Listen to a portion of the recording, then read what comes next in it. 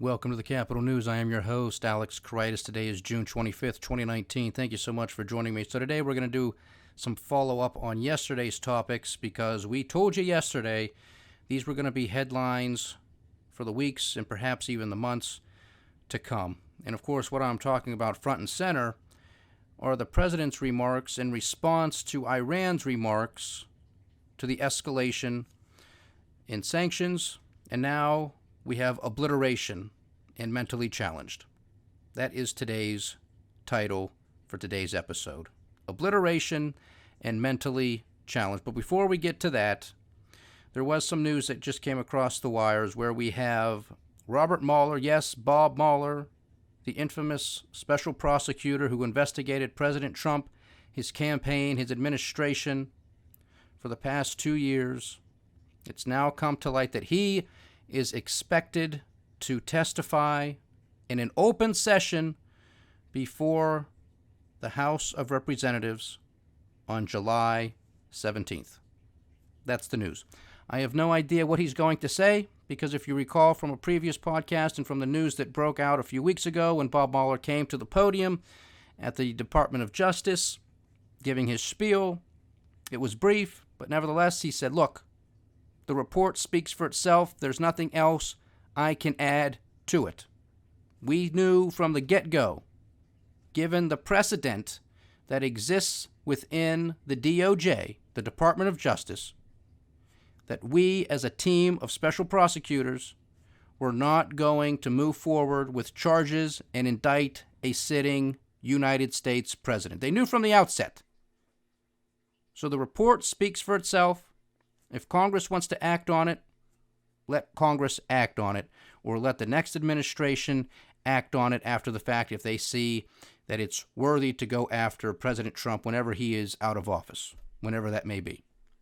So that's the news that's breaking. That is going to make headlines on CNN, MSNBC, and all over the mainstream liberal media because now everybody's going to be talking about the speculation. What's he going to say? Is he going to say something that he said, oh, well, really, I did want to indict the president, but just, if it wasn't for that precedent that exists within the DOJ, I would have charged him. They're not going to get that. It's highly unlikely that they get that. But nevertheless, the three-ring circus is alive and well. I know we haven't really been talking about it front and center here recently, thank God. But nevertheless, it's going to be back front and center. And so set your calendar, set your watches. July 17th, Bob Mueller is expected to testify before the House in an open session. So get the popcorn ready. We'll, of course, follow up on that and pay close attention because that will be headline news. Now, back to this de-escalation story between the United States and Iran. Right now, the temperature is heating up a notch. We have talks from leaders all over the world where they want this thing to de-escalate. However, we said yesterday that we were hoping, and again, I don't like to use the word hope, it's not a strategy, but that was the word I used because I applaud the president for his actions over the weekend of asking his generals how many people might actually get killed if I give the go-ahead to bomb some certain area within Iran. They got back, they said about 150 people, sir. He said, let's not do it. It's not proportionate to what they did to us. The Iranians shot down a drone. A $100 million piece of equipment, but nevertheless, nobody was killed. Thank God. So the president, with some wisdom here on this one, asked a simple question, how many people are going to die? This is not proportionate. We're not going to do it. However, we were talking about this yesterday, that the president and his administration have upped the ante on the sanctions that are being placed on the Iranian people. And now the president is specifically targeting the supreme leader, the president, some foreign ministers within the Iranian regime. And of course, that elicited a response from the Iranians. And we have the president of Iran, Hassan Rouhani, coming out and basically saying that the White House, this administration, is mentally retarded, mentally challenged. those are the words. That's the transcript. You can look it up. He went off on some other things too, but that's basically the message. Now, of course, you have half of this country who thinks that this administration is mentally challenged. You already have half the people on this planet thinking that this administration is mentally challenged. And sometimes there is food for thought on that one, unfortunately. Now here at the Capital News, I do my best to cut it down the middle. The president deserves to be applauded. I applaud him. I give him his credit. If he deserves to be criticized, I'm going to criticize him. That's how I call it. That's what I do. Some people I know like it. Some people don't. That's me. You don't like what you're listening to? Turn it off. But that's what you're going to get here at the Capital News as long as I'm doing this podcast. So that, of course, garnered a response from the president because the president will tell you himself, and he has, that he is a super genius. So anybody who is going to challenge his intellect is obviously going to get a tongue lashing or a tweet lashing, if you will. So allow me to read this tweet if you have not seen it already. This is, of course, from President Trump. Iran leadership doesn't understand the words nice or compassion. They never have. Sadly, the thing they do understand is strength and power. And the USA is by far the most powerful military force in the world, with $1.5 trillion invested over the last 2 years alone. The wonderful Iranian people are suffering, and for no reason at all. Their leadership spends all of its money on terror and little on anything else. The U.S. has not forgotten Iran's use of IEDs and EFPs, which killed 2,000 Americans and wounded many more. And of course, there he's talking about bombs, improvised explosive devices. He continues, Iran's very ignorant and insulting statement put out today only shows that they do not understand reality. Any attack by Iran on anything American will be met with great and overwhelming force. In some areas, overwhelming will mean obliteration. No more John Kerry and Obama. So here, clearly the president is trying to differentiate himself between President Obama and former Secretary of State John Kerry, who served under the Obama administration following Hillary Clinton's stint as a Secretary of State. So here we have it again. The president is out there being braggadocious. Are these exaggerated statements? Is he trying to do the same thing that he did with North Korea to get Kim Jong-un to the negotiating table? Does he think this will work with the Iranians? So far, not so good. So far, not so good. Another interesting thing that the president stated here, the wonderful Iranian people are suffering and for no reason at all. Well, we're putting sanctions on the Iranian people. We're telling another country, another sovereign nation, whether or not we like them or not, that they cannot trade, that they cannot export their most precious commodity, oil and natural gas. They can't do it. They're not allowed to do it. They can't do it amongst a whole host of other issues that this administration, particularly through the Treasury Department, is placing, huge financial restrictions on not only the Iranian regime, but the Iranian people, because the United States does not like their government. We would not tolerate this for 1 second if the Chinese did this to us, or if the Russians did this to us, or the Iranians did this to us, the British, anybody. We wouldn't tolerate it for a second. Yet somehow it's perfectly okay for us to do it to somebody else. And in the meantime, this could escalate to war, either directly through with the Iranians and others, or perhaps some sort of proxy war. Of course, I think we've been fighting a proxy war all over the place, but particularly in Syria over the past several years.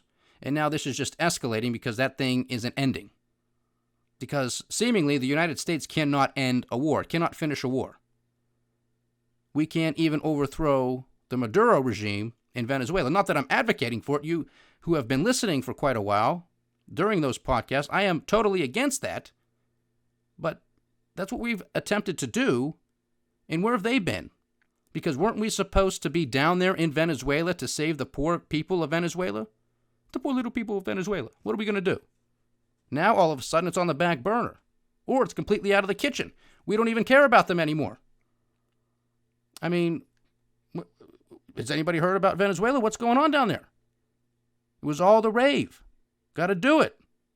Got to put in Guaido. I said put in Marco Rubio. Yes, Senator Marco Rubio, the one and only. Put him down there. Make him El Presidente. He's gone. I mean, sorry, Marco, I tried for you, buddy. I mean, you can't make this stuff up. Now we're saber-rattling in Iran. They don't like it. Now also the Iranians said this escalation with these sanctions completely closes the door to any type of diplomatic solution. That's great. That's exactly what we didn't want to hear. You know, I mean, this is exactly what I said yesterday, too. This is why I threw the word hope out there, because I knew this was not going to be a good move. There was no way, again, looking from the perspective of the Iranians, that they were going to say, oh, well, at least they didn't bomb us, so I guess this means we're just going to come to the negotiating table right away. I told you guys, this is a global game of poker.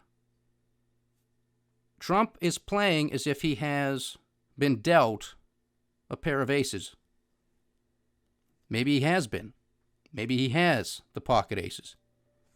Maybe he doesn't. Maybe he's bluffing. All I know is this type of rhetoric can lead to further escalation and can lead to true violence. And it could lead to war. Because another thing he said here, in some areas, overwhelming means obliteration. That is very strong rhetoric. And if you're taking his tweet literal, any attack by Iran on anything American will be met with great and overwhelming force. Anything American. So not just an American, meaning a human being, but anything American. So does that mean if they shoot down another drone, that's it? It's a good question. What happens if we have some sort of oil tanker over there? Remember, we already have the USS Lincoln sailing around over there. The aircraft carrier strike force. What happens if there's a bunch of sailors out there on some patrol mission, on some speedboat going around over there, and something should happen to them? Not that they get killed, but maybe they're attacked, maybe they're brushed up against by the Iranians or the allegedly Iranians. I mean, that could be it. Because this, again, goes right back to what I've been saying here for the past month, that the president's credibility is on the line. If you're going to threaten to break somebody's legs and they cross the line, you got to break their legs.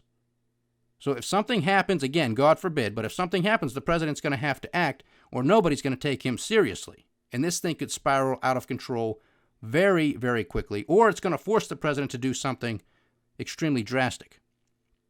So we have to pay attention to this. This is no joke, people. This can be World War III, because let me get to this. A senior Russian official warned his U.S. and Israeli counterparts that his country would continue to support Iran, which he backed in its recent claims regarding the shooting down of a U.S. spy drone. Russian National Security Council Secretary Nikolai Patrushev was the sole voice defending Iran in historic trilateral talks Tuesday, alongside White House National Security Advisor John Bolton and Israeli National Security Council Advisor Meir Ben Shabbat in Jerusalem. As the U.S. and Israel hardened their stances against their mutual adversary amid heightened tensions in the Middle East, Russia has sought de-escalation and dismissed attempts to liken Iran to jihadis such as the Islamic State militant group ISIS. Quote, in the context of the statements made by our partners with regard to a major regional power, namely Iran, I would like to say the following. Iran has always been and remains our ally and partner, which we are consistently developing relations both on a bilateral basis and within multilateral formats, the Russian diplomat stated today. Again, trilateral talks taking place today in Jerusalem between Russia, the Israelis, and the United States. We heard our National Security Advisor, John Bolton, over there making his comments. Of course, the comments he made today come after the escalation with Iran, not before. And what I'm talking about here is John Bolton coming out and saying, hey, the door is wide open to the regime of the Iranians. Come on through. Come down to the negotiating table. Let's talk peace.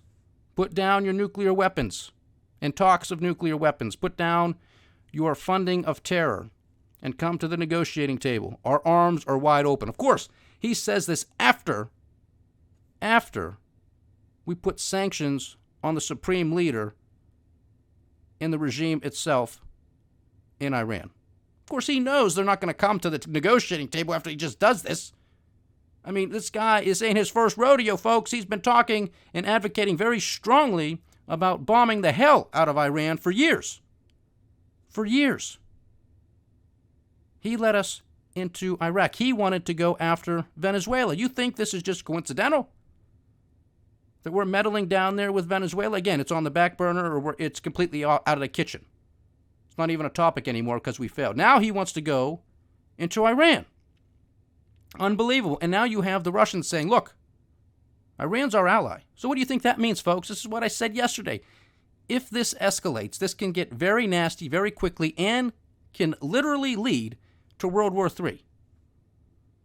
You want to go to war? You ready to send your kids to war? For what? For what? Regime change? Who are we going to put in over there? I mean, this is a serious question. You think you're tough. You want to go over there and overthrow a regime. Who are you going to put in its stead, in its place? Because we don't have a good track record of putting in puppet governments. I mean, if you understand the history of Iran, it's actually a very interesting history, modern history, let's just say for the past 70 years, when you know what started to hit the fan, and it was the genesis of all of this Middle East tension and all of this terrorism. And of course, I'm talking about when the United States overthrew Mohammad Mossadegh in the 1950s. Why? Because we were doing a favor to our British allies, particularly Winston Churchill. Why? Because the British had oil interests in Iran. And Mohammad Mossadegh wasn't having any of it. He said, enough of this. This is an Iranian asset. It belongs to the Iranian people. We're willing to have the British people here with the technology, the know-how, the engineering prowess to extract the oil, bring it to market. But guess what? You're going to have to pay the Iranians a living wage and treat them respectfully. Wow, what a notion. Well, Winston Churchill and company couldn't have it. Couldn't have it. So he goes to the United States, convinces the United States, the Truman administration, this guy Mossadegh, he's a bad dude. He doesn't have the best interests of the Western powers at mind here. You got to do something about it. Well, we did do something about it, and we overthrew him, and we reinstated the Shah, because the Shah was a puppet. The Shah was a puppet. He allowed the Brits in there, do what you want, just pay me what I want, and leave me alone. You can do whatever you want with the Iranian people, just give me my wealth, and I couldn't care less. That's exactly the type of person and the type of people that the British Empire was looking for. That's the exact type of person, the exact type of people that the United States looks for. Don't worry about the people and the blowback and the backlash that's going to come from this. Just look at all the profits we can extract from the gold, the silver, the copper, the aluminum, the iron ore, the oil, the gas. Makes no difference about the human life. It's all about profit. That's all it is. So you have to understand the genesis. And I'm going to have to do a deeper dive with you guys on that because it is a very fascinating history. And I really think it was the genesis that really gave birth to Islamic terrorism and Islamic fundamentalism. Because just like anything else in this world, it needs an environment to thrive and survive. And when you had Western powers meddling with other Middle Eastern countries, that was the exact argument that a lot of radicals were stating. And they said, look, they just overthrew Mossadegh. We like Mossadegh. They overthrew him. And now we're going back to basically being slaves to the man to extract our own oil and getting paid nothing for it. And guess what grew out of that? Terrorism did. You have to understand history to understand where we are today, to have a good understanding as to where we are going to be in the future. That's why I am so concerned with all of this talk around Iran. North Korea is a completely different story. I don't want to get off topic. Venezuela is a completely different story. Iran is a completely different story because you have to understand the history and what's been going on in that country for the past 60 years. It's not good, folks. It's not good. And we have people like John Bolton, who at some point potentially has the ear of the president, that may very well convince him to escalate and to do something that involves physical violence, that involves escalating this thing to a potential war. Let's all pray for peace. Let's pray this does not happen. Now, what's another thing I want to talk about here? Because this mentally challenged, not only does this ring with the Iranians poking fun at the president and his administration, we have politicians here in this country who are mentally challenged. I mean, this is no joke. This is not a joke. $23 trillion in debt and counting. Nobody wants to talk about the structural issues facing this country. Nothing is getting done. I think a logical reading of this is some of these people are mentally challenged. They can't get over their ego. They can't allow somebody that has a D after their name or an R after their name get a win. Can't play on the same team. We're all supposed to be Americans here. Which is another interesting thing that ties in with this discussion on potential war. How is that going to progress? How is that going to move forward? Is this going to be unilateral action by the president himself and his administration? Or will he take this to Congress like he's supposed to, so Congress can declare war? Of course, we don't do that again here in the United States of America like we're supposed to. We don't declare war anymore. We just allow the president, whoever he might be, to say, yep, we're going in, and that's the end of it. Hundreds of billions, if not trillions of dollars later, thousands of American lives dead, tens of thousands wounded, physically, mentally, emotionally, tens of thousands, if not hundreds of thousands, of foreigners killed, millions displaced. But that's okay. That's okay. Boeing made some profits this quarter. Raytheon made profits this quarter. And oh, don't worry about it. The outgoing acting Secretary of Defense was from Boeing. The incoming acting Secretary of Defense is from Raytheon. Former UN ambassador, U.S. ambassador to the UN, Nikki Haley, is now on the board of Boeing. I mean, you can't make this stuff up, folks. It's supposed to be draining the swamp. Not even close. Not even close. And then, you want to talk about another thing that's mentally challenged, in my opinion, is again this president coming out to Twitter, patting himself on the back, talking about how June is a record-breaking month in the stock market. And it is. It hasn't made this type of return in the month of June for 50-some years. I'm sorry, maybe 70. 1950s, I think. I mean, where was he in May? When he told you, did he tell you that was one of the worst Mays in a long time? No. Did he tell you back in December of 2018 that was one of the worst Decembers since the Great Depression? No. He cherry picks what he wants. And then he said in the tweet, "Thank you, Mr. President." Thanking himself, applauding himself. You can't make this stuff up. How is that leadership to anybody out there? Serious leadership. When nothing structurally is being changed whatsoever. More spending, trillion-dollar deficits. Where are the fiscal conservatives with this guy? Where are they? Just let them run them up.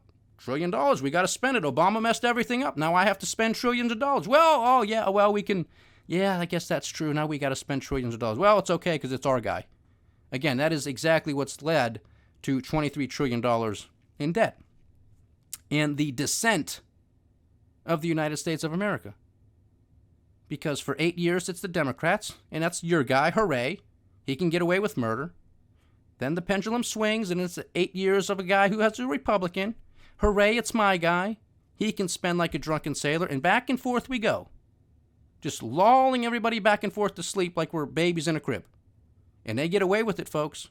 And you wonder why inequality, income inequality is what it is. You wonder why there's such corruption and fraud throughout our entire system.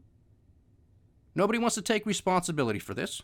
Nobody wants to look themselves in the mirror and say, you voted for this. This is what you get. No. Instead, we get politicians, and Trump's great at it, at pointing the finger at other people. It's not our fault that we have these problems. It's the Chinese. It's the Mexicans. It's illegal immigrants. It's everybody else's fault but ours. When the reality of it is, it's exactly our fault. Obliteration and mentally challenged. This is the Capital News. I am Alex Kreitis. Godspeed.